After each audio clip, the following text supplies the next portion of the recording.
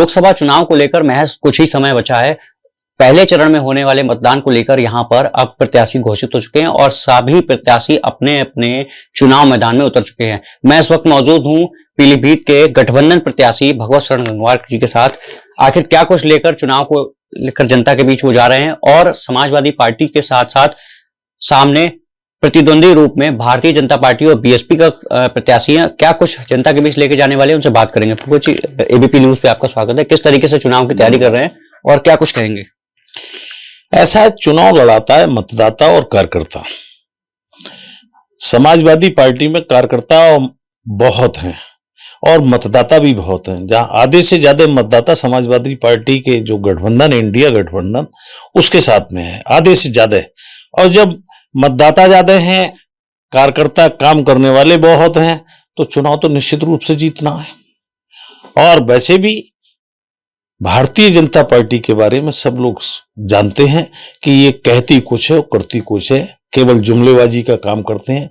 जो कहते हैं वो कभी करते नहीं।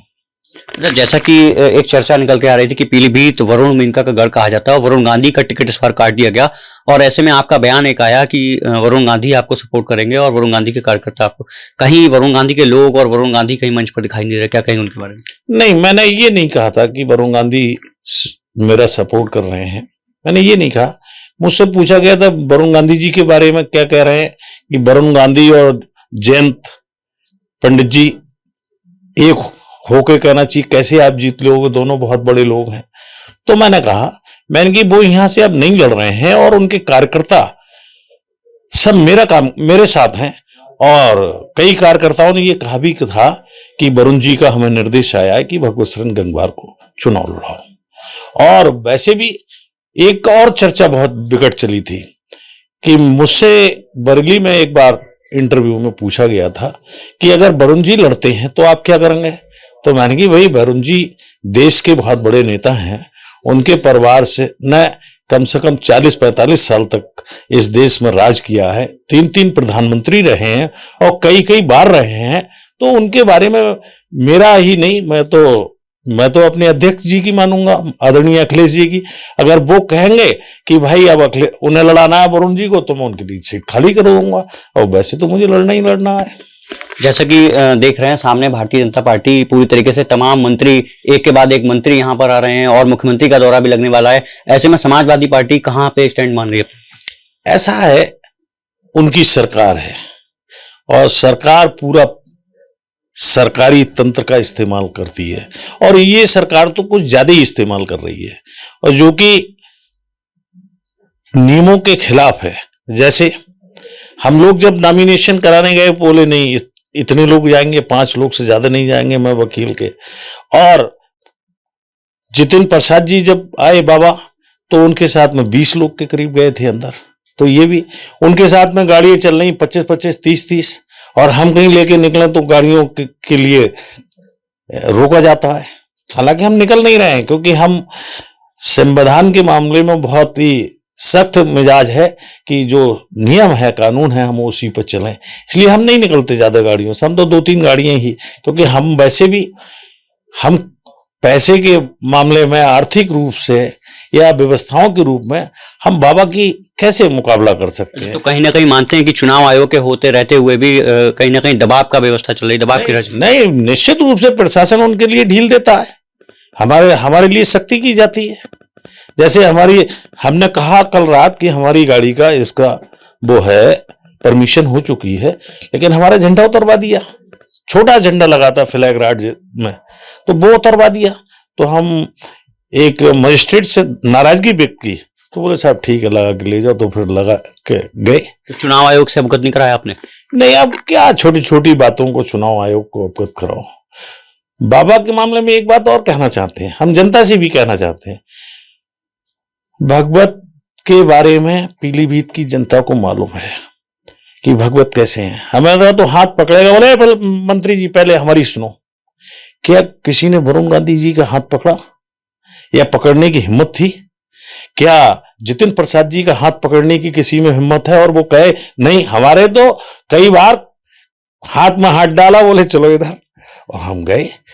क्योंकि हमारा तो खैर राजनीति हम केवल सेवा के लिए करते हैं, और राजनीति के माध्यम से बहुत बड़ी सेवा की जा सकती है, विकास बहुत बड़ा हो सकता है। जैसे हमारा नवाबगंज है, हम कोई प्रदेश के बड़े नेताओं में गिनती नहीं है हमारी, लेकिन हमारा नवाबगंज जितना विकसित है, और वो केवल इसलिए विकसित है कि हमारे मन में समाज के प्रति एक स्थान है मन में, और इन लोगों को कोई मतलब नहीं, इनसे तो कोई कह ही नहीं सकता है, इनके घरों में घुस नहीं सकता है, इनके बेडरूम में तक, हमारे बेडरूम में पहुंच जाते हैं लोग, इनके बेडरूम में कौन पहुंच जाएगा? अगर पूरी बरेली वो पीलीभीत के कोई भी एक व्यक्ति पहुंच जाए। मतलब आप कहना चाहते हैं उनका जनाधार नहीं है, देख रहे हैं पूरा लाव लश्कर चुनाव लड़ाने आया जितेंद्र प्रसाद को, क्या कुछ कहेंगे उसको? वो सरकार के सुविधाओं से चुनाव लड़ रहे हैं, सरकार के प्रशासन उनकी मदद कर रही है तो चुनाव लड़ रहे हैं, और हम अपने कार्यकर्ताओं और नेताओं और जनता की मांग के हिसाब से चुनाव लड़ रहे हैं।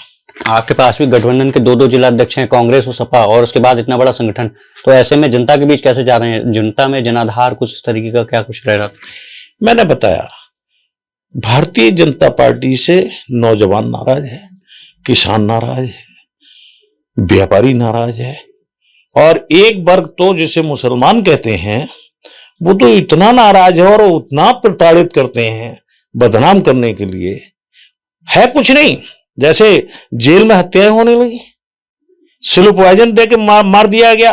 अब जैसे मैं कह रहा हूं तो कहेंगे ये तो दूसरी पार्टी के खिलाफत कर रहे हैं।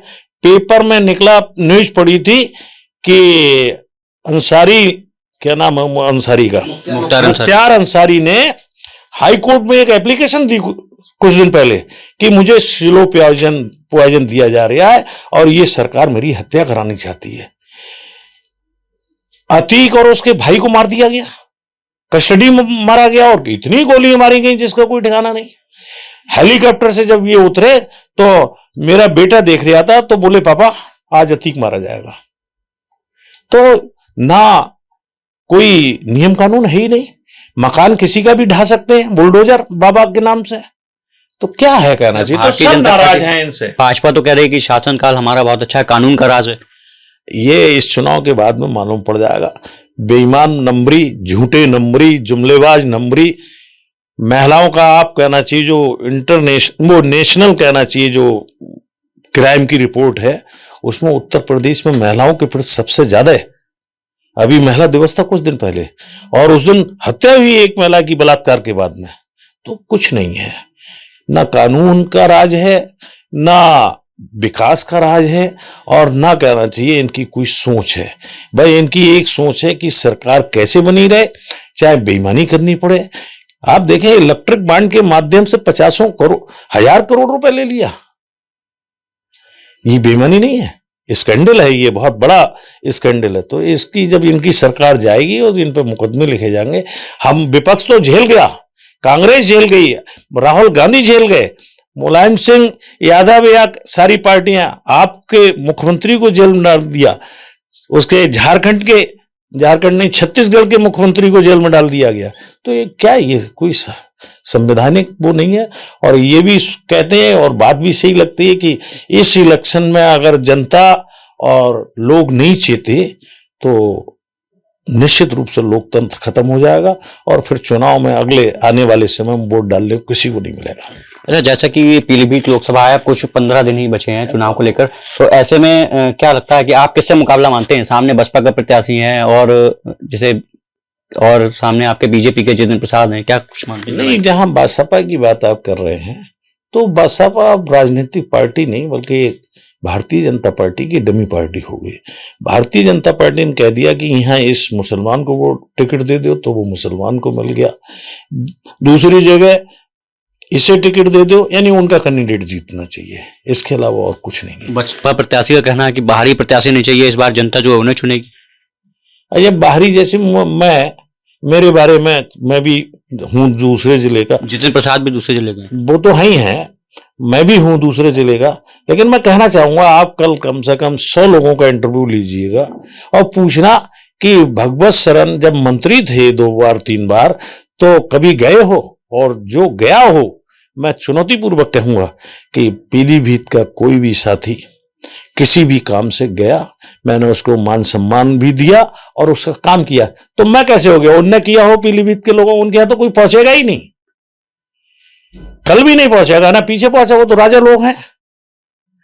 तो इसलिए मेरे बारे में और उनके बारे में मिला के एक टिप्पणी करना कि भगवत भी बाहर के, मैं बाहर का नहीं, मेरी ननिहाल, मेरी ससुराल, मेरे फूफा जी, मेरी सारी रिश्तेदारियां तो पीलीभीत में है। हाँ, अकेला रहता जरूर बरेली में हूं। मैं तो बेसिक एजुकेशन मेरी एक बीशलपुर में एक गांव करवाबाद वहां की है, बेसिक एजुकेशन ननिहाल की। तो मेरी तो जिंदगी है कि बीशलपुर की या पीलीभीत की कही जाए तो ये स्थिति है। बहरहाल हर हाल में हम बरेली भी जीत रहे हैं, बदायूं माननीय शिवपाल सिंह जी जीतेंगे, बरेली प्रवीण सिंह एरन जीतेंगे और पीलीभीत में भगवत शरण गंगवार। इतने दावे के साथ कैसे कह रहे हैं कि भारतीय जनता पार्टी ने एक साथ कई सारे सांसदों के टिकट काट दिए, इसको लेकर? नहीं, ये एक दिन का विषय नहीं, इसका फायदा मिलेगा क्या? ये इसका विषय नहीं है। विषय ये है कि इनके कार्य करने की पद्धति, इनकी बेईमान और जुमलेबाजी की जो पद्धति, इससे लोग नाराज हैं। किसान बर्बाद है, नौजवान बर्बाद है, लेकिन किसान पे फूल का जादू अभी भी बरकरार है। नहीं, अब खत्म हो गया, खत्म हो गया, आपको आगे मालूम पड़ जाएगा। धन्यवाद। ये हमारे साथ थे समाजवादी पार्टी के प्रत्याशी भगवत सिंह कुमार जी, जिन्हें साफ तौर पर कहा कि भारतीय जनता पार्टी के प्रत्याशी का यहाँ पर कोई वजूद नहीं है। ऐसे में जो तमाम और बीएसपी के प्रत्याशी है वो भी उनका भी कहीं ना कहीं कोई जनाधार नहीं है, कोई बी पार्टी बताते हुए उन्होंने तमाम तरीके का हमला किया है। अब देखना यह होगा कि आने वाली 19 अप्रैल को यहाँ से जनता किसके सर ताज सजाएगी।